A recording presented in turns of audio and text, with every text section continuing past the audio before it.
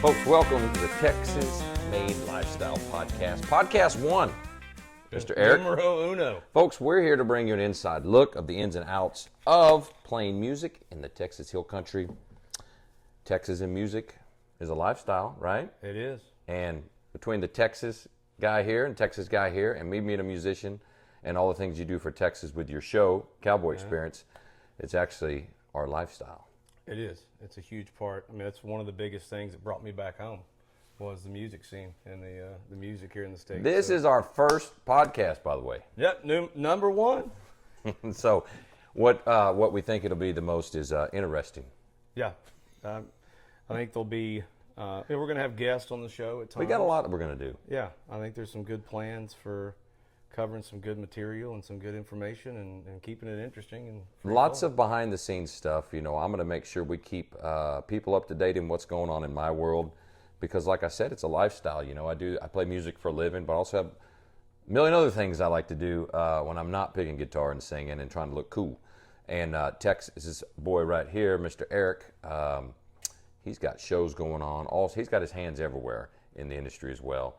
And so we figured we'd put this thing together. And we're right here at my place, actually. This is in the side of my shop. This is my bar. And now it is also a podcast studio. Yeah. Does it work? Yeah. Is it hillbilly enough? It's redneck. It's the redneck Riviera back here. So. Oh, man. We're going to do our best to make this place not look like a frat house on Mondays when we record. I'll try to clean it up. Yeah. It looks good. I like it. What are you going to jump into first? What do we want to talk about? Well, what's been going on, man? What'd you do this weekend? I've been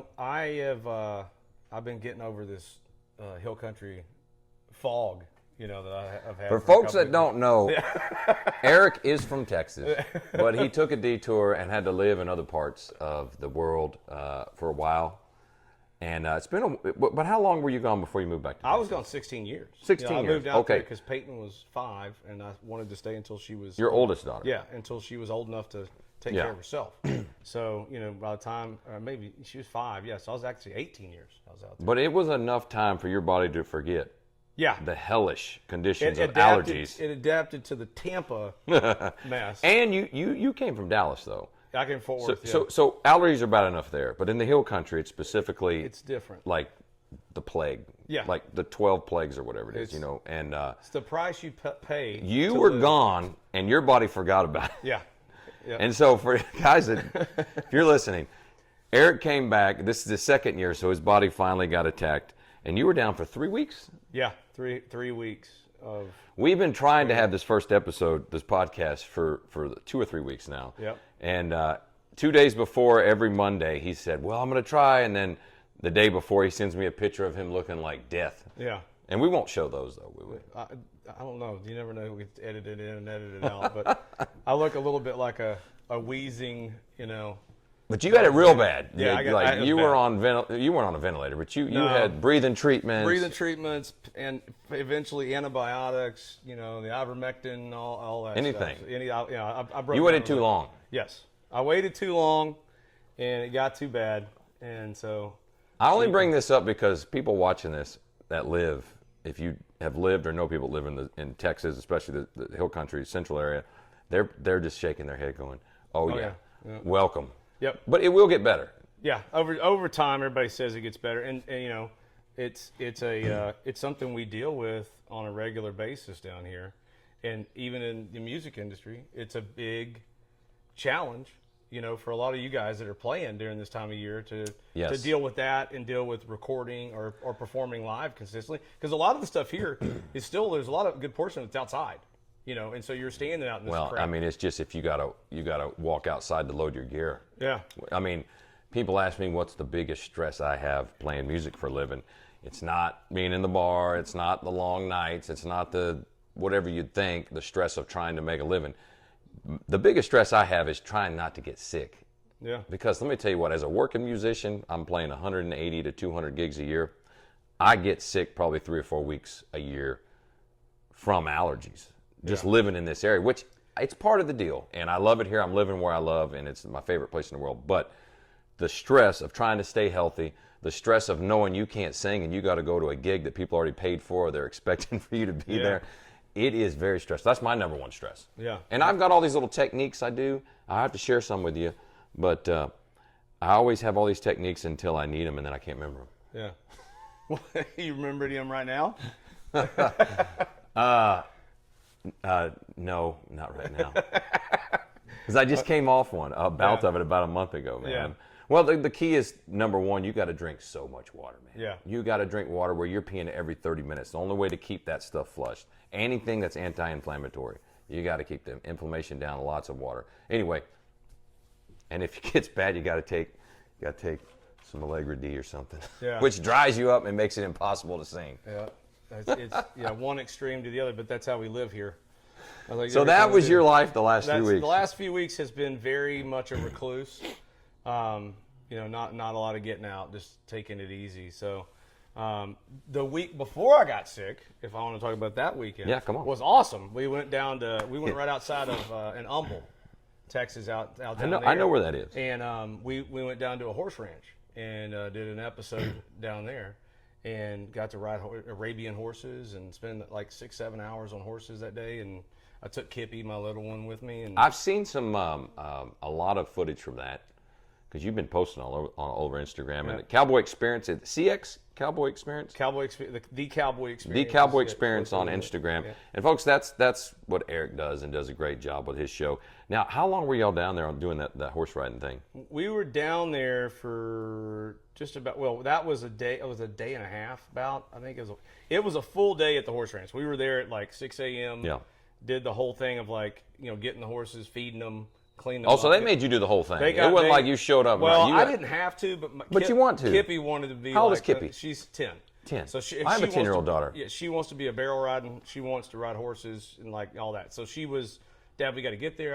And she was. Couldn't even find her half the day. She was working. They put her to work, and they've got a really cool student mentoring program there. It's almost all girls, and they've got all these different age groups that come in, and they do their kind of mentoring thing there to learn. It's like they learn from the ground up about taking care of horses, not just riding horses, like taking care of horses.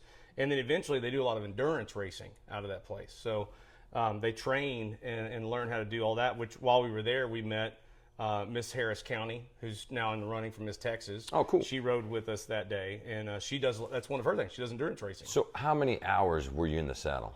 I was in the saddle, I think, about 4.5, 5 hours throughout the day. I think Kip was in the saddle. I think she was in the saddle by 8. Really? 7 or 8. Now, how much experience did she already have? She had a little bit. She's ridden, when we've gone on trips. But these folks what's the ranch called? It's called Cypress Trails. Cypress Trails. Yep. That is. That's close to where I grew up, actually. Yeah, I know it's exactly right where that is. Yeah. I should have went with y'all. Yeah. Next time we'll go. We're going to go back out there and do some other stuff. So now, did Kip, did she pick up anything while she was down there? She picked, so they worked with her on, cleaning the horses, prepping the horses, feeding the horses, saddling the horses, all about the bit, different types of bits. They use a lot of S bits down there, and stirrups. They walked her through and had her do everything all day. And then riding, she got some good intros because some of those Arabians, they're used to running. They're not trail ponies down there. So she got on and got to ride, and then got to move a lot faster than she's been able to move. And they get feisty. So there was at one point in time we were filming and it was pissing the horses off because Gio had the drone. Okay. Flying they out. didn't and like. So and they didn't. They were like we were in a spot where they normally get to run, and so my horse and her horse were highly agitated. Mine tried to buck me off a couple times. Hers just took off. Running, we're all sitting there in a circle. We look up and we see Kip go. Ah!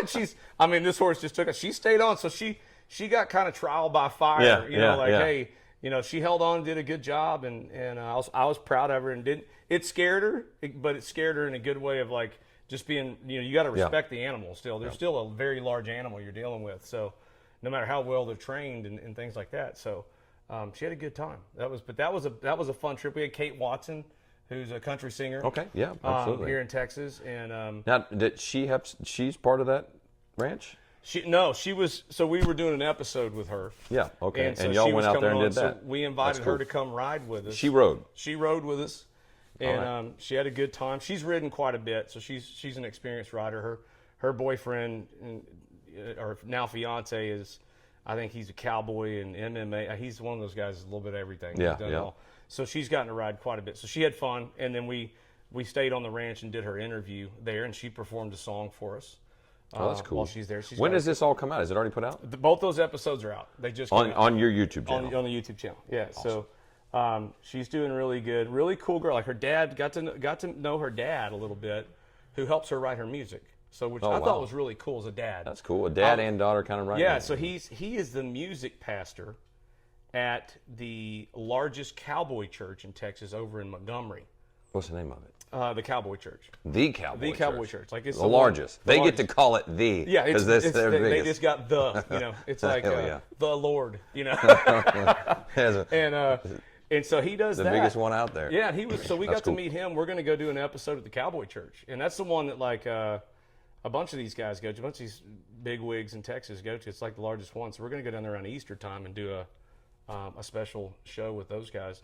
But that was a neat dynamic too that I hadn't gotten to experience yet within the music industry here, which was a father-daughter writing songs and performing together. He played the acoustic guitar and she sang, which was really, really neat. If anybody watches this podcast on YouTube, if you've had that experience, maybe you're a female singer-songwriter and your dad wrote music or something like that, hit us up, let us know, tell us the story, because that's pretty cool. Because I can't pick any off the top of my head where I've heard of that, so that's pretty cool. Yeah, I thought it was neat. Like it was a neat thing, and it was a cool part of being able to tie that part of Texas and the horse riding into the music industry and that lifestyle, and learn more about her and her story.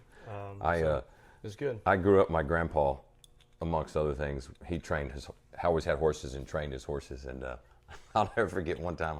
You asked me for a funny story before we started this. Yeah, I was probably about 12 years old, and we went out to the ranch there in Louisiana, and my grandpa had been breaking this mule, trying to work with it, and he just goes, he called me Bubba. He said, "Bubba, go get up on that mule, see if you can ride him." Yeah.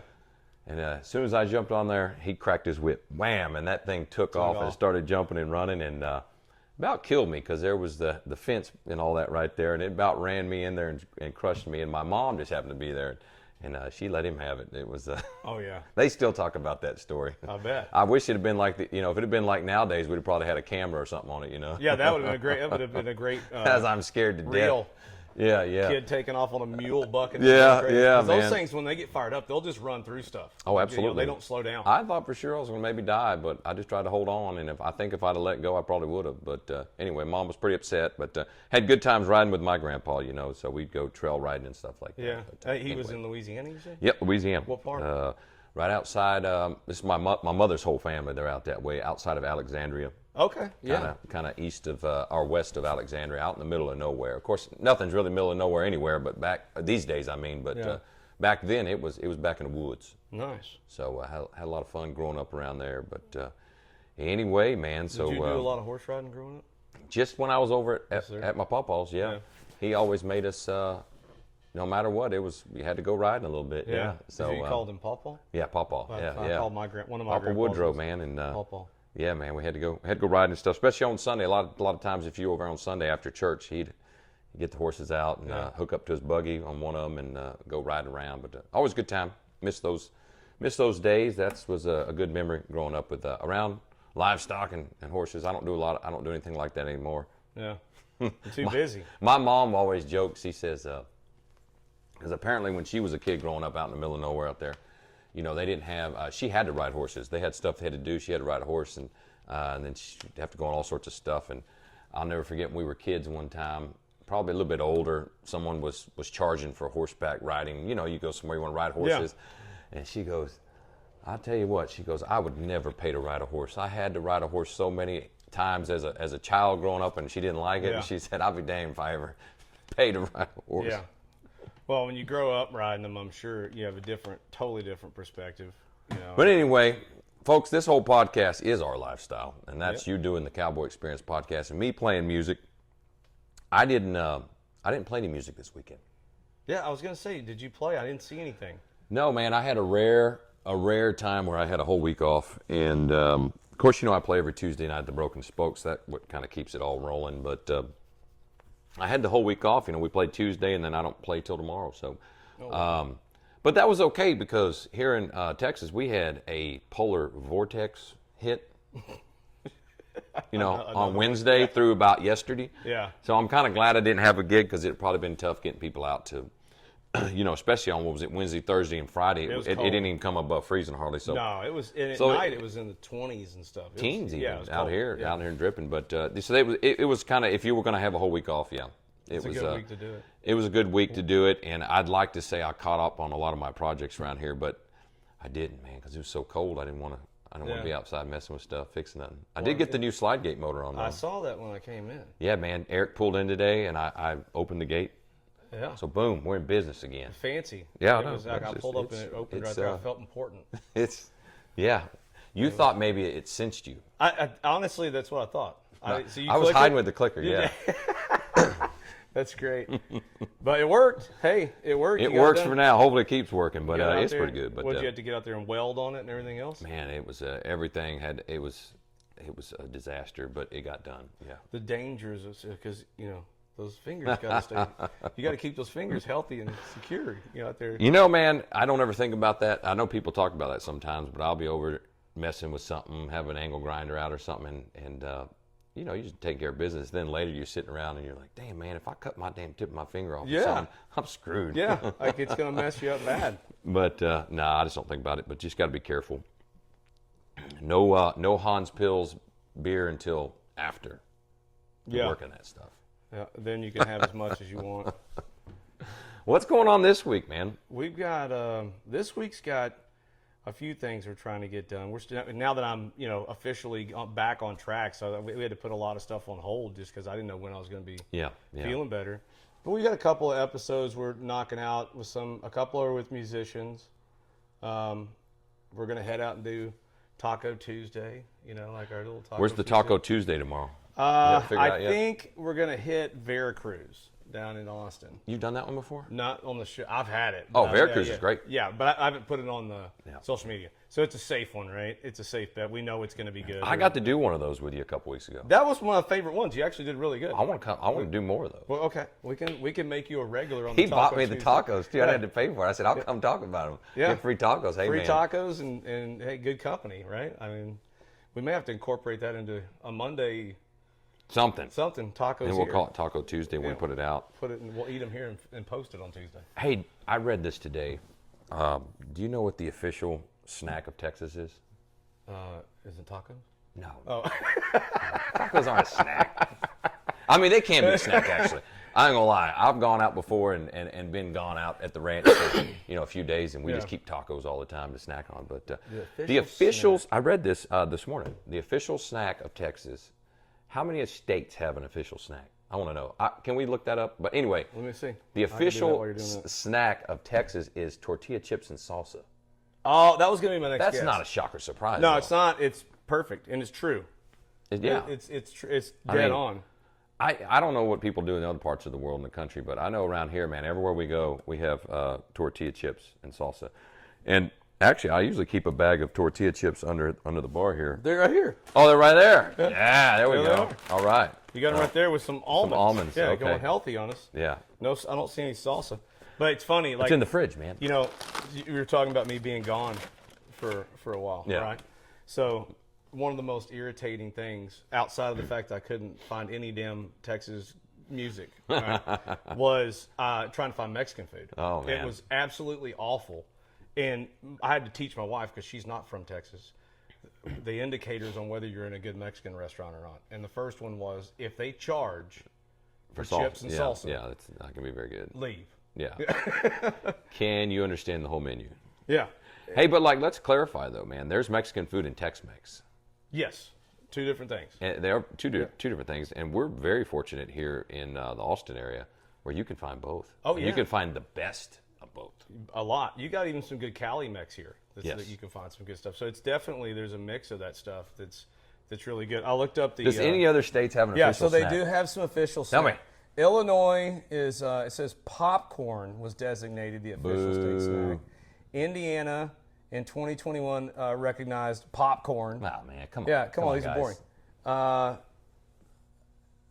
boring. New Mexico. I don't know what that is. I don't even know what that word is. I can't even see it. It's like a cookie. Yeah. All right. Is that a biscotte? Or no, I don't know what that is. New read York that is far. yogurt. Boo. Ew. I even thought they For a would have done snack? like, I ain't eating yogurt for a snack, yeah, man. no. No, I ain't gonna have it. South You Carolina. can't drink okay. beer. You can't drink beer and eat yogurt. This one They makes can, sense. I guess, but South what's- okay, Carolina what's it? boiled peanuts. Oh, That's hell true. yeah, That's man. I true. like that. Yeah, and All I right. like South my wife Carolina, loves that shit. Yeah. good deal. Good deal. Just the only problem with boiled peanuts in South Carolina is you have to stop in South Carolina to get them. And the All right. traffic. All right, so we got it. In Texas, it says here, same thing you said, tortilla Man, chips and and salsa. that's one of my favorite things to eat is tortilla chips and salsa. Yeah. You know what my big problem is, Eric? What? I love Tex-Mex. Oh, yeah. Love Mexican food. Now the problem is, I got many problems. Also, I got a lot of problems. Yeah. But problem is, I can't eat too much of this. I love spicy, but I can't eat it anymore, man. Yeah. You know what I'm talking about? When you Oh, get a yeah. certain age, I know. Y'all know what I'm believe me. talking about. I- Heartburn, and I try to take the acid reflux mess. That shit don't work. But anyway, I had to cut back. But anyway, my problem is I'd go to, and I still do this sometimes, and I have to pay for it, but not monetarily wise, but just everything else. But man, I'll go to like a Tex-Mex restaurant, Yep. and they bring the chips and salsa out, and I will eat it until I'm full, and then I can't even. And then I'll drink 3 or 4 beers, 2 or 3 beers, sometimes 4 maybe, or margarita. Yeah. And I'm full, man, and I'm ready to leave. And I've already got a bunch of tacos al carbon or enchiladas coming, verde. And I'm sitting there looking at it going, man, I don't think I can do this. I'm so full of chips and salsa and margaritas. Yeah.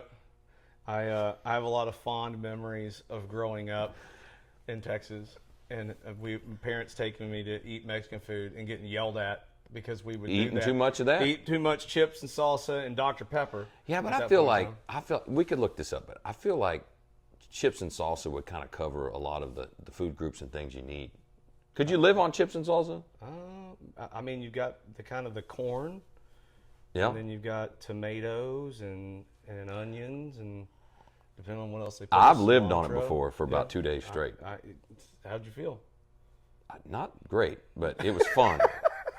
But I don't know if it was because of that or the 23 beers. We drank, but, I I was don't. going to say, the combo that goes with it is typically a lot of beer. You don't drink anymore, though. We have to tell the listeners that. Yeah, So the great thing about this is we have a sober host of this show, of the Texas Music Lifestyle podcast, and someone that does partake a little bit too much. Yeah.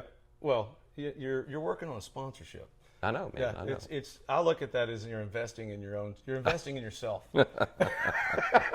Hey, speaking of this, I think it was Saturday. Was it Saturday? Saturday was National Margarita Day. Was it? Check me, make sure I'm not National wrong. Yeah.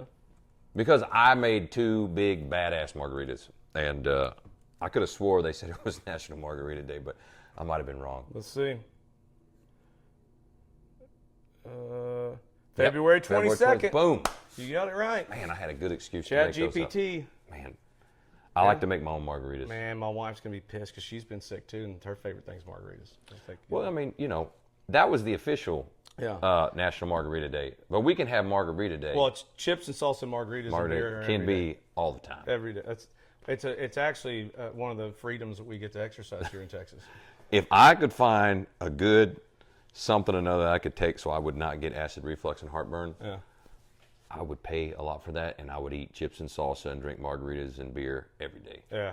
I think Every day, I think man. a lot of people would. I'm What's serious. your go-to salsa? Who's got the best salsa you like?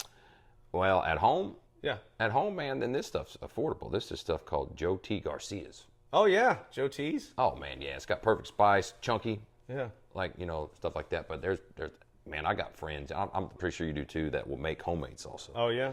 Bring it over, phenomenal stuff, and then restaurants. A lot of great restaurants around here too got great salsa. Good salsa. Eat it up, man. Go one of the salsa bars. I got to get some. So Get you some of the green salsa, Yeah, red green, salsa, red. roasted salsa. What's the place downtown that? Damn it, I've played there a few times. They got a shit ton you can go get. Right there on South Congress and gyros. Gueros, yes. Yeah. Man. They got a bunch of options at that place. They had a cool little outdoor beer garden. Is that Man, what I you're played talking there about? before, yeah. Yeah, that's a great little spot. Matter of fact, we're going to look. Of course, I got a new album coming out here in about 2 or 3 months, and we're going to put that on the album release schedule to go do a show there with. That's a good spot, man. Especially that time Yeah. of year in the spring. We're gonna it's try it. Outside. We're gonna see. A lot of people just walking by, chilling out. You Yeah. get a lot of good. You get a good crowd there. Food's not bad. They do have a lot of salsa options. A ton.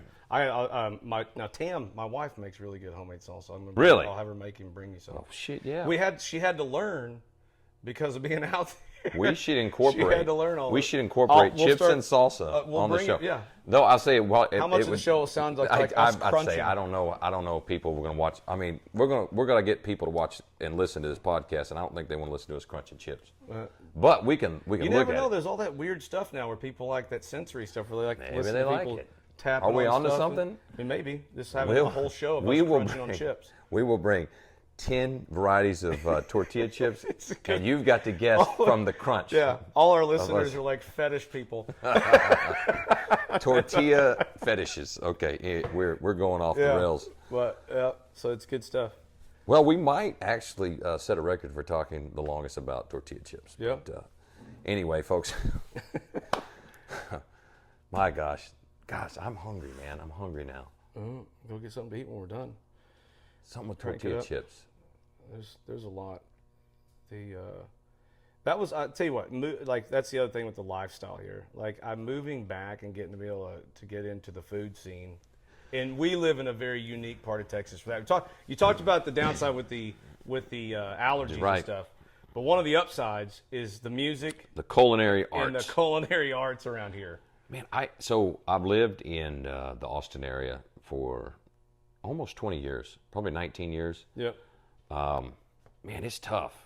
Like if I have to go somewhere else for like a long period of time, I'm like, what do you guys eat? Yeah.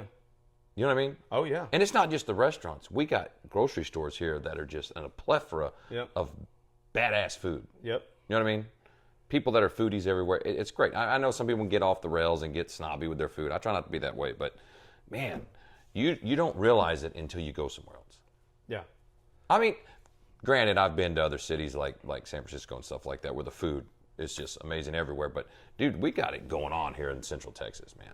Yeah, I think there's a uniqueness to all the diversity that you see with the people moving here, especially in the Austin area. Yeah. And then that gets hammered in with the food, like because you can go down and get like Peruvian food or like I've had all kinds of different food, probably more here than anywhere else of like different just ethnic group foods or foods from other areas of even the country where people have moved here from California. That's right. And they've brought what they've been doing there, put a Texas twist on it when they got here.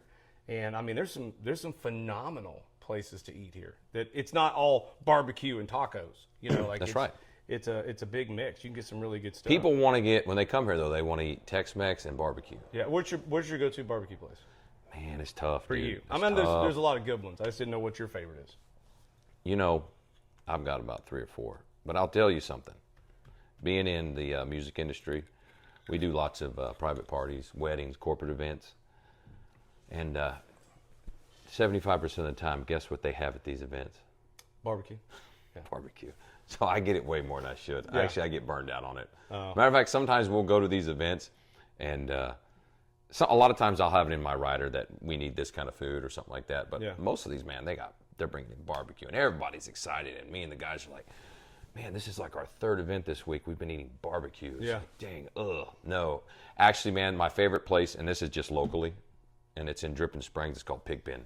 Pigpen? Yeah. Really? I haven't had it, so I'll have to check it out. So what's your favorite barbecue? What's your favorite item barbecue? Brisket. Brisket. Yeah, man. Brisket. Oh, also my other favorite, Opie's Spicewood. I've heard of that one. Yeah, man, I've heard gotta that go. one's really good. So I'm a big fan of pork ribs. Okay. So big fan of those. So, Pigpen does a great job there. Also, man, you go to Opie's out in Spicewood. Those are probably my 2 go-to. Like, we want to go. And I live pretty close to some other famous spots around here, but those are ones if I'm going to do it. But like I said, man, I play so many events where it's like, we're having barbecue. It's just like, here we go again. Yeah.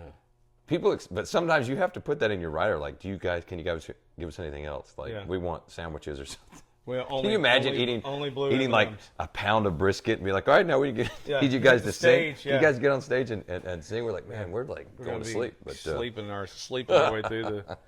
Yeah, it's a heavy meal. What? So we're getting ready to get into the spring here, which is a busy season. The weather today. So I know you guys can't see this, and as the podcast progresses and we scale up and stuff like that, because people are going to enjoy it. we're going to get like some cameras that we can, boom, show things like that. So if you can't tell right now, to my right, straight out is, we can see right outside right now. We got the big shop door open. It's wonderful out there. Yeah, beautiful. Sunshine. But yeah, so Nice spring and is cool. coming. Spring is coming. Now we'll probably always get one more little freeze or something, but I think it's not too far off. Yeah, And we're ready, The man. festival season is upon us. We got South by Southwest coming Yes. up. You've got Two Step In coming up. man. You've got. If I don't have a gig, I might try to go to that. And I'm not a big guy that likes to go to festivals. Yeah. I don't like crowded spots, but and people think that's weird, but I don't mind crowded if I'm on stage. But I might try to go there because, man, they got some big names coming in. I think yeah. Alan Jackson's going to be there, man. Yeah, I believe so. It's Who's bigger in the grand scheme of things that are still alive in country music than Alan Jackson? There's probably only a handful. George Strait. Yeah, Willie Nelson. George. Willie is in a lot of ways, Is right? I think he's iconic. I would never take anything from Willie, but I think when you talk about other parts of the country outside of Texas, Yeah. I think Alan Jackson would be right up there with him. You get in those Georgia, Atlanta, those Georgia, Alabama, that kind of area, and they are crazy about that guy. I had a buddy in Georgia, man. He was a good friend of mine. He'd say, man, Alan Jackson, man, he could sing about a shit sandwich and it'd sound good. Yeah, he's that kind of performer.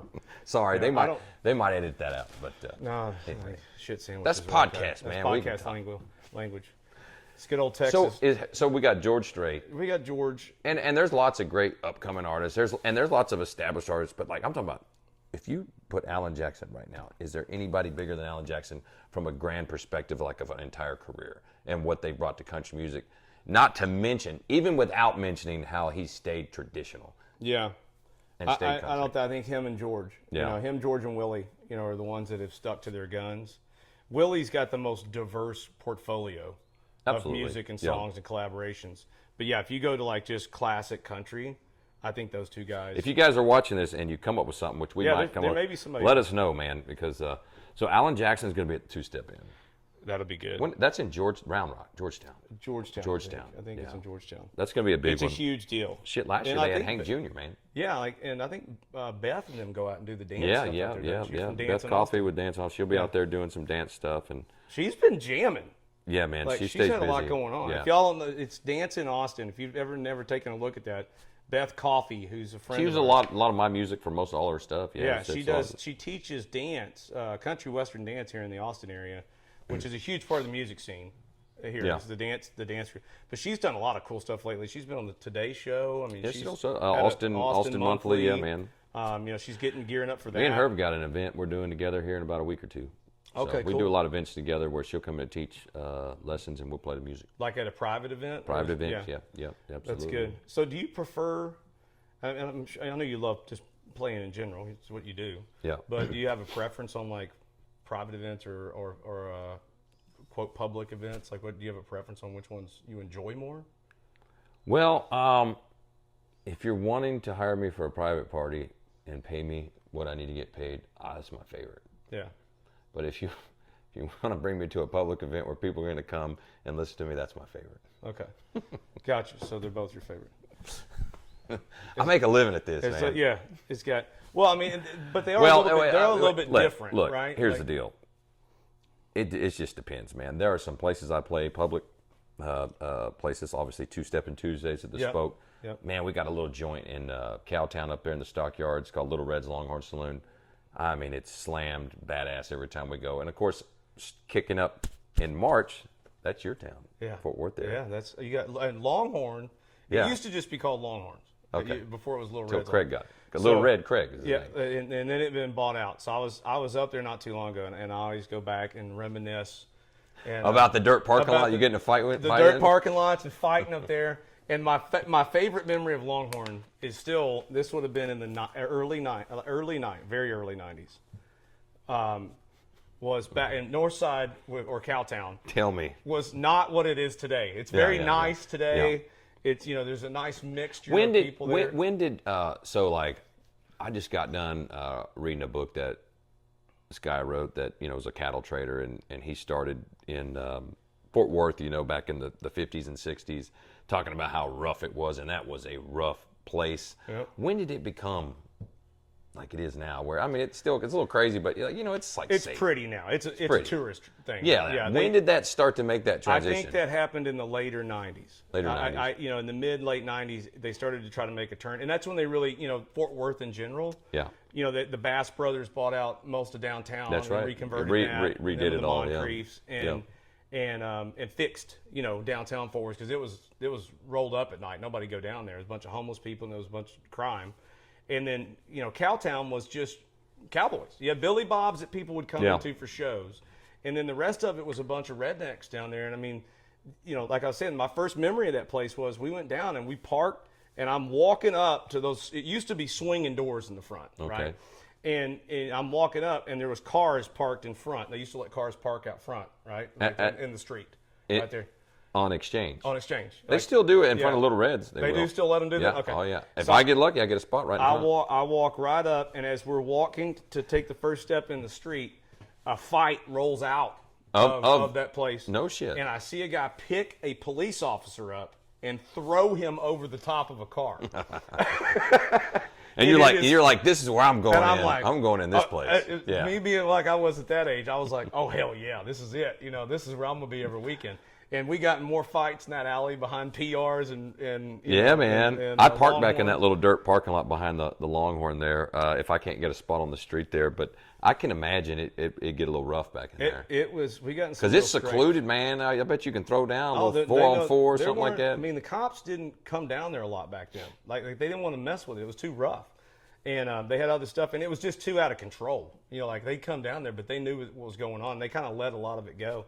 But it's now it's nice. It's you can take your kids down there and hang out. It'll get a little wild at night, at night, because I'll come out of there about 1:30 in the morning or whatever, and all the kids that go down and party, all the little 18 and 20-year-olds or whatever. And well, they all hit PRs. That's still the teen. Like is that it? It's 18 and over. Okay. And so that was always the challenge. But they'll be out there, and I'm not as old as you, and I didn't mean that in a bad way, but I'm old enough to remember that.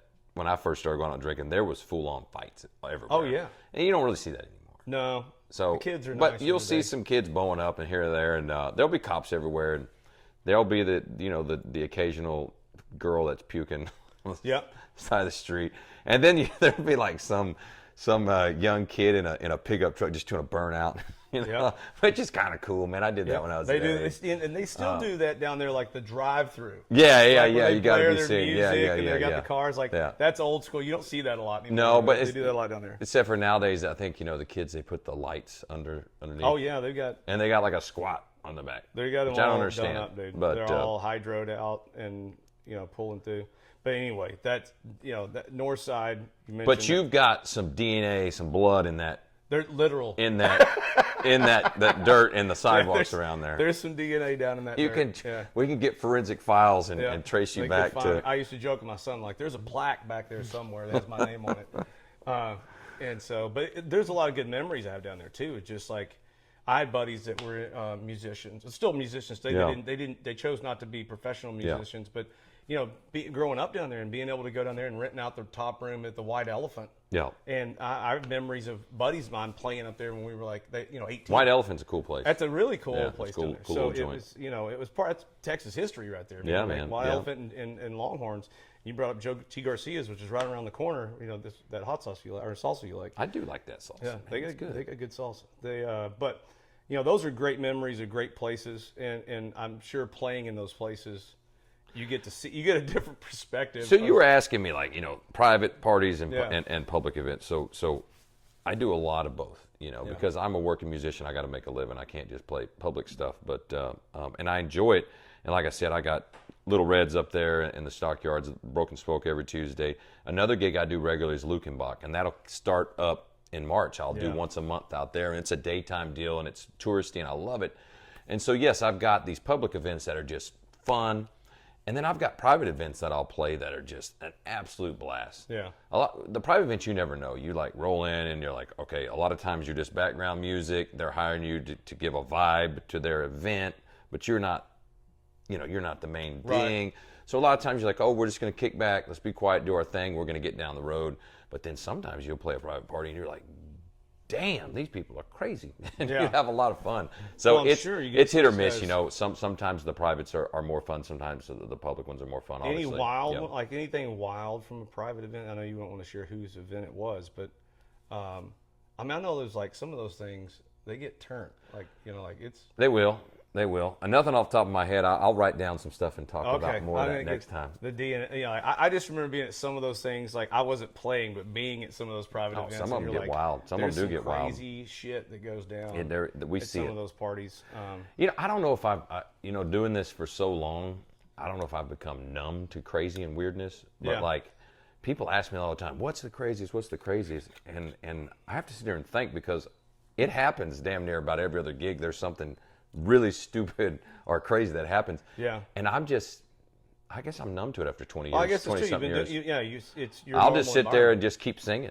Yeah. I mean, I was notorious back when I first started playing. That's when people there would be fights. Like, man, I haven't seen a fight, like a real fight in like years, man. No Yeah. one fights anymore, which I guess that's a good thing. Yeah. But I remember, man, when I first started out, there would be one fight a night whatever bar we were in. And I just got to where I just keep playing. I ain't gonna stop. Yeah. You know what I mean? Like in the movies. I mean, just keep on going, man. I mean, somebody will jump in and somebody will pull somebody away. I mean, there ain't no sense stopping the show. Yeah. Unless they're like, the only time I'll stop a show is sometimes there will be like an older person that will fall on the dance floor. Okay. Yeah. You know what I mean? Yeah. And that's scary enough, but like, someone might hit their head or something like that. I will stop the show. Yeah, and make like, sure they're all to right. make sure they're all right, because people are dancing and if someone's on the ground, especially if it's an older person or something, Yeah. you don't know if they've hit their head. I'll stop that. But yeah, man, like back in the day with some young bucks blowing up, getting after it. Nah, shit, keep on playing to Merle Haggard. Keep going. Yeah, I think I've noticed that, like with just the shows we've been at, there's far less hostility. And it's in general, the vibe's not the same. I don't know, like maybe it's a generational thing. So when we used to go out, it was like, hey, we're going to get drunk. Someone's getting in a fight. And then we'll pick up a girl at the end of the night. That was Hopefully. that was the trifecta. That was the trifecta. If you could do all three of those If you can things. get drunk, pick up a chick, and get in a fight. Yeah, it was. And it can be in any order. It doesn't matter as long as you got them all three done. That was a home run. But I don't think this generation thinks like that.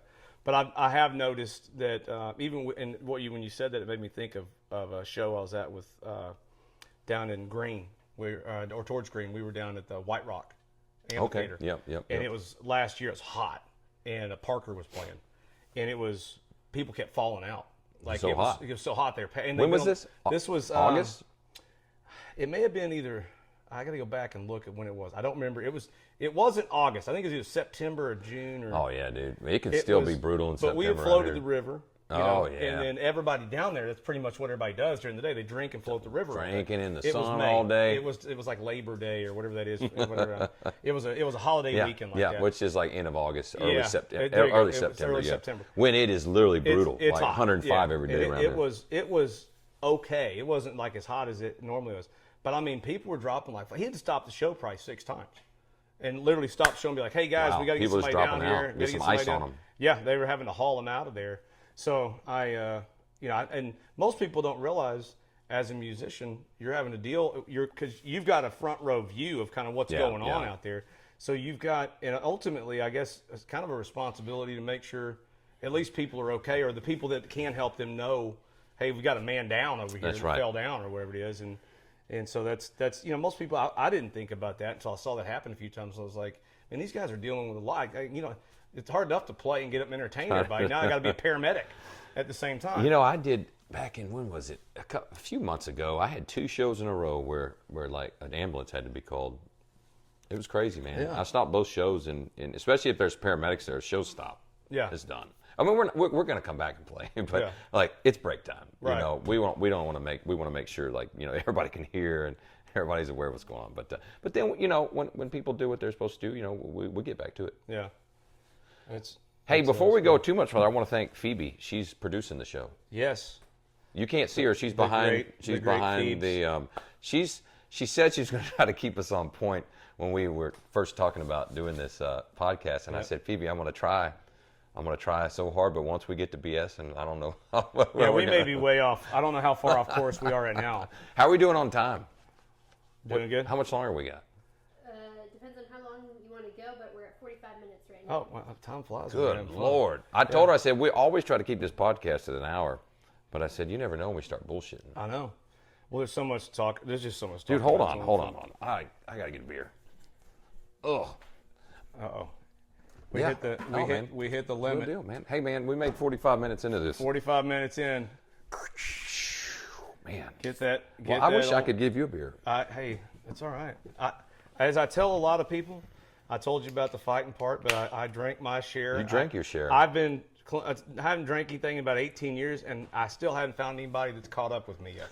So, this beer is from Real Ale Brewery in Blanco, Texas. That's our buddy Brad. My buddy Brad down there owns it, and this is the best beer in the world. And we drink a lot of these here in the shop. Yeah. And wherever we can find it. He's a good dude. They got a great business going in there. I'll tell you what, you vouch for him. My sister-in-law, who's she loves beer. She's a beer drinker, and she loves. You see this koozie I found? Man's best friend. There you go. It has beer on it. Somebody gave me this. I might find it. She vouches for him too. She loved the beer. April 19th, man. Oh, we're going to be at the brewery. Is that That's their anniversary show? And I think it's 29 years they've been there or something like that. Yeah, or 20, 26 or something. It's like a that. long time. And they were in a smaller location. They've got a beautiful compound. Well, we did did the Cowboy Experience there. Yeah. That people can find on YouTube and Cowboy Experience. Yeah, if you go to the Cowboy Show channel, there's an episode that Weldon co-hosted with me, and which is kind of what gave us the idea to do this. Yeah, we had so much fun doing it. Yeah. On Real Ale, and it was. We got a full tour on that episode. Brad walked us through everything. That guy is knowledgeable. Yeah, he is super. We got to get him on the show. Yeah, we'll have to make it. We'll have to make it 3 hours though, as he can talk. Bring a bunch of beer with him. And he can bring beer, and he loves to talk, and it's not like one of those guys that just talks and talks. You're like probably like what we're doing, where you're like, what the hell? But like he's actually knows his craft. Yeah, he's very smart, and he's very articulate, and he's detailed, and he knows the entire ins and outs of the brewery business. Yeah, and not just the business part, like the craft. The science. The science of it. I mean, dude, the guy is into it. Anyway, Real Ale Brewery is our favorite brewery, and we're going to be doing a show out there April 19th. It's their anniversary show. There'll be other bands if you don't want to listen to me, but come out there. It's a beautiful area, it's beautiful. Too. Yeah, it's only about 30, 45 minutes from here. Yeah, good layout, yep. And they've got the stage is which stage is that again? It's a historic stage from Austin. He moved it out there, remember? Oh, it's from Threadgills. Threadgills, thank you. Threadgills. Which stage. Man, they actually, so not, like I said, we're getting off the rails again, but like, man, if you go to this place, they have this awesome stage, and man, like the Threadgills stage was known as being like, even for all of us musicians that played on it, I only played on it a few times, but like my drummer, for instance, he's lived in Austin his whole life. He's like, man, I've probably played 200 gigs on that stage over my career. And he goes, it is one of the best sounding stages. So when Threadgills shut down there in Central Austin, like Brad and his crew were like, we got to get this stage. They can't tear this thing down. Yeah, it's a landmark. And man, they moved it out there. And so we got to play on that last time out there. I mean, it is amazing sounding. And April 19th, Real Ale Brewery anniversary. Nice. There goes the chickens. I was going to say the chickens are coming in. They're ready to go in for their episode. You know. What are their names? Stephanie? Now, my daughters named those chickens. We have 3 chickens. We're about to get a 4th because we thought it would be great for the girls to learn some responsibility in taking care of the chickens and getting eggs and cleaning out. And so they named them. And I know people, if you're watching this, you can't see because we're going to get that camera thing, figure out where we can show stuff on the fly. But so the light colored one's name is Tulip. Okay. The bigger black one is called Stephanie, and the other chicken is called Coco. Coco, Stephanie, and Tulip. Yeah, all right. Yeah. And the new one we haven't named the new one yet because we're gonna wait till it gets here. That's right. Right. Yeah, because 4 is about enough. We don't want too many. You should just name it Quattro. We could. Quattro. But see, you know, how many daughters do you have? I have 3. 3 and a wife. Yep. I've got 2 daughters and a wife. I can't. I'm not allowed to name anything. What are you talking about? Yeah, I got to name the dogs. The kids will name them. I have to. The naming thing for the dogs, I had to put that down for us because that was my only criteria for them to be. That was one of your deals. I said, hey, if we're getting them, I'm naming because one of them's name is Willie Nelson. Oh, really? Yeah. So I was like, I've always wanted a dog named Willie Nelson, so that when I'm at the park or anywhere else, and I'm like, Willie Nelson, come here. People turn around. Hey, who got to name the kids? My wife and I think This is something that like people actually. So that's a thing. Like people like before they get married, we'll talk about what's the name of the kids, how do we name the kids, we collaborated on that on all of them. And strangely enough, my wife and I are normally really aligned to that stuff, so we kind of came up with, my son's name is Cash, and it was a given. John, there's multiple reasons. Like I love country music. Johnny Cash is an epic guy, but Johnny's transition and his story from the dark side of what he was as a person to the good Christian man that he became was very relevant in my own recovery, and I liked how he always stayed cool. He didn't change. He didn't change how he was. He made and he did like I have a vinyl up there of Johnny Cash doing like Songs of Israel or something like that. It's a gospel album, and I can't remember the exact name, but he still was cool. Yeah, he made anything cool, and that was kind of the thing I wanted. That's okay. Even if Cash was sober for whatever, he was still cool. Yeah, whatever he did. Cool. Yeah, so that was great. That was good. So we were easy there. Towner, the oldest of the youngest three, we named her after our pastor at the time, who was a big influence on our marriage. Oh, cool. When we got married, yeah. And that was his last name was Towner. So, and then Kippy's, that's my middle name. So Tam picked that, actually, I think, because I was always real hesitant to name a kid after myself. Okay. I think because of my background, I was always kind of like, I don't even want to run the risk of any of them being anything like me. If I put that name on them, they get a fight at the stockyards, man. Yeah, they may come out fist fighting. So, what about you guys? Who named yours? So we kind of made a deal early on that if it was a girl, she gets to name it. If it's a boy, I get to name it. Mm-hmm. But it can't be like. You can't be like stupid about it. Right. But for the girls, not gonna name her Lemon Pepper. Yeah, something like that. But basically that's how it worked, And then what we ended up kind of going with is if it was going to be a boy, it would start with a W. Okay. If it was a girl, it would start with a B. Okay. So and that's what we did. We had two girls, so she got to name both of them, and I thought they were great names, Brielle and Brady. Brielle and Brady, good names. And then my wife's name is Brooklyn. Okay. Brooklyn, Brielle, Brady, and let me tell you right now, they all get called all three of those names. I can't keep it straight. Yeah. So that worked. And if I was going to have a boy, I was going to name him Waylon. And what was the other one? I had another one I was going to work up. And I wasn't going to name him Weldon. People ask me all the time, if you have a little boy, you're going to name him Weldon. I'm already the third. Yeah. It's kind of weird to be called the fourth. Just call him four like Hank's kid. Four. Yeah, I know, but like fourth is you start to sound like weird, like French royalty or something. Like, it's something the 16th or something. I was going to stop, but he's fourth.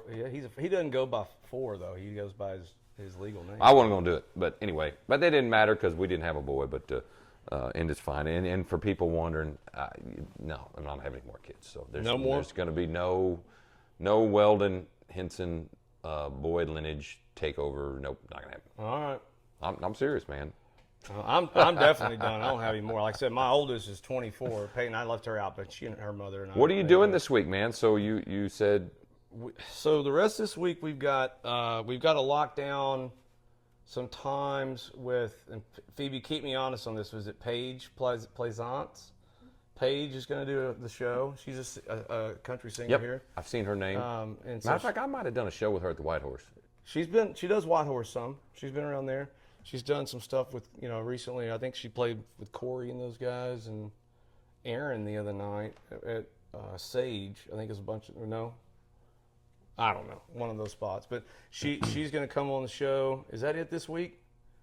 We're still trying. We're talking to. I don't know if I'm supposed to bring this up, but I'll bring it up. I don't give a shit. So we got a long conversation with Rodeo Austin to do a show. Really? At the rodeo, yeah, which I think badass, is really exciting. man. Yeah, that's cool. Exciting to me. So we've got those. We got a lot of conversations this week to try to lock down some of these things.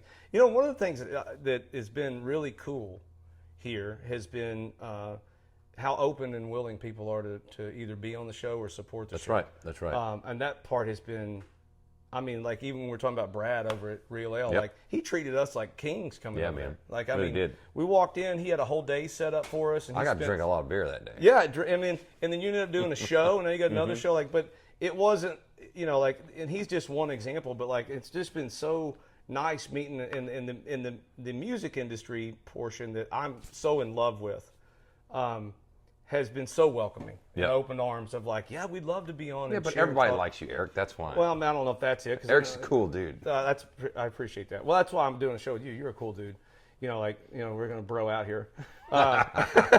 But you were one of the first guys we had on that was a musician, and we were like, we had such a good convo. We were like, this was so much fun. Yeah, like, it was good. Because we don't just go and like do an interview and leave. Like we hang out, we watch the show, we try to get to know you guys. Well, you guys travel too, and you'll do stuff. Like you came down to Bandera and did that show with me. That was that it was was like great. 11th Street Cowboy Bar. And, like, and we'll try to maybe travel with this podcast a little bit. Yeah. But for most of the time, we're probably just going to sit here and bullshit. yeah.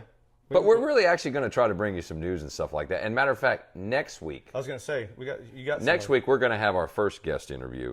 And can we tell them who it is? Or Yeah, that way they yeah, that's fine. So I've got, and we could go on forever about this, but I've got lots of friends in Brazil, lots of fans in Brazil. I go down there once a year and play a show. Yep.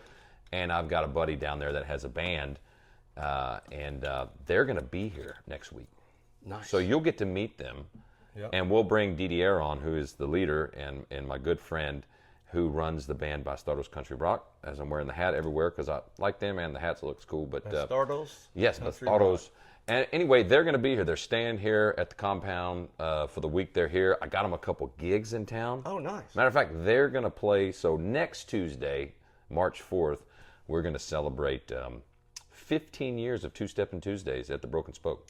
That's amazing. And Bastardos are going to play in the 6 to 8 slot before us. Yeah. And then I got them a gig at the Little Longhorn on that Thursday. And then I think on Sunday they've got a gig down in Bandera. So they're going to come stay here, and we're going to have him on the show. Nice. And we're going to talk to him about what is it like playing not just country music, but like traditional country music in Brazil, southern Brazil, where these guys are from, around a town called Brusque. I think it's Santa Catarina is the name of the state, but so it's southern Brazil. But you'll hear all this on the next episode of the podcast, and we'll talk to him about what it's like playing music, what made him fall in love with Texas. Yeah. Because they're big-time Texas fans down there, man. Like, when I go down there, I feel like I'm in Texas because, one, where they're at in Brazil, even though it's, 6 months difference, it's the opposite of our seasons. The weather's typically about the same where they're at. They love barbecue. They love country music. They love pickup trucks. A lot of rural areas. I mean, it feels like Texas. Yeah. There's some excellent barbecuers, dude, that are Brazilian. So I'm gonna try hard. We're gonna hit some barbecue spots. We're gonna do tacos. I want to make them margaritas. We're gonna cook fajitas. We're gonna do the whole thing for him. But that's next week. We're gonna talk to him. Nice. You're gonna learn a lot about Brazil and country music in Brazil. We've got lots of other artists that are friends down there, but we got Didier here next week. coming here. That'd be And awesome. you'll get to meet some of the band guys too. God, that's gonna be awesome. What do you got going on this week? Man, the only thing I've got 2 private parties. There's no Two-Steppin' Tuesday tomorrow. It's a private party, so we're going to play it, but it won't be open to the public. Okay. And then we've got a private party on Wednesday, and then Sunday, right before the Brazilians get here, I'm playing at the Little Longhorn for Chicken Shit Bingo. Okay. Which I'd like to do about once a quarter. It's fun. That was the first place I ever played that was like an actual venue when I moved to Austin. 18, 19 years ago. And that's their thing, Chicken Shit Bingo. On Sundays, yeah. They came I up with call that, it the original home for Chicken Shit Bingo. I think it in Austin. is. Yeah, I it think- is. I know Dell and those guys started all that with Jenny back in the day. But man, so yeah, not a lot of stuff going on, except for not only the gigs, but we're gonna go shoot some music videos and stuff on Thursday. I know. Thursday, maybe Friday if we don't get it done. For that but, new album that's coming out. New album's coming out in May, and we got to start shooting the music videos and a lot of the promo material, and so I've got to stay good looking and Are you shave. taking all your Ozempic and everything? I've got the Ozempic. Yeah, I've got the face wash. No, man, I don't do shit. But I did shave today, by the way. That's good. Because I hadn't had a gig in like a week or so, a week, so You I didn't kinda get shave. scruffy. I did, except for I'm not like you, man. I can't look good with a beard. I had to clean this up. I looked awful. Dude, because mine is like great. Yeah, And I'm not that old, so I had to shave it. Mine has to be colored some. It's like, not all, I'm You use old. I'm just for men? 52. No, Just for men? my wife got me some fancier stuff than that, but I got to Where'd clean it you up get every the once in a while. fancy I'm honest about it. I got, hey, I got to try to stay young. I got young kids, so I started getting some of those grays popping through the other day, and Kippy looked at me and was like, "You got to color that thing. It's getting too many grays in it." And I said, "All right." So, We're going to the ranch this week to shoot stuff. that and Lano, right? In Lano, yes. And then maybe some other fun stuff. And then like I said, Sunday, chicken shit bingo, Little Longhorn. And then that Tuesday, so we'll talk about it next week too, 15-year anniversary of Two-Stepping Tuesdays, which is a big deal for me. And we'll talk more about that next week as well. But I just want to let people know. Because it's a big deal. And it is. And also, another little teaser too, I'm going to release a new song that day. Oh, on that next week? Yeah, next week. Oh, I didn't know that part. Now I'm really excited. Well, I mean, I've gotten to hear. It's the 15th anniversary of Two-Stepping Tuesdays, and I wrote a song called Two-Stepping Tuesdays. Yep. And it's going to be on the new album. And I know the album's not out for another 2 or 3 months, but I figure I'd release this song early in honor of that. In honor of that's a good reason to do it. Yeah. It's a great song. The album's, I mean, you were kind enough to let me hear it. Yeah. It's really good. I can't Thank wait. you. I cannot wait for We're everybody excited. else to get their hands on it, because I think it captures you, your style, and your abilities, and your heart is better than anything else you've put out today. Thank you. I feel and that's that. not a dig on anything you No, put no, out. I feel the same way, and we'll talk about that more as the podcast goes. And but yeah, so that's it for the week. And next week we got guests. Yeah. We got things to talk about. Brazilian country. Our producer Phoebe, thank you. She's back there like. You only Wrapping told it us up. it was going to be an hour, and we have bullshitted for well over an hour. Yep. But next week, we'll try our best to keep it an hour, Phoebe. And she can give us a timeline, and we'll try our best. We'll stick to but it. anyway, this is the Texas Music Lifestyle, Episode 1. Episode 1. It's Episode a wrap. 1. That's right. So we'll bring you more insights to Texas and music and our lifestyle. And we hope you enjoyed it. We'll see you next week. See you next week.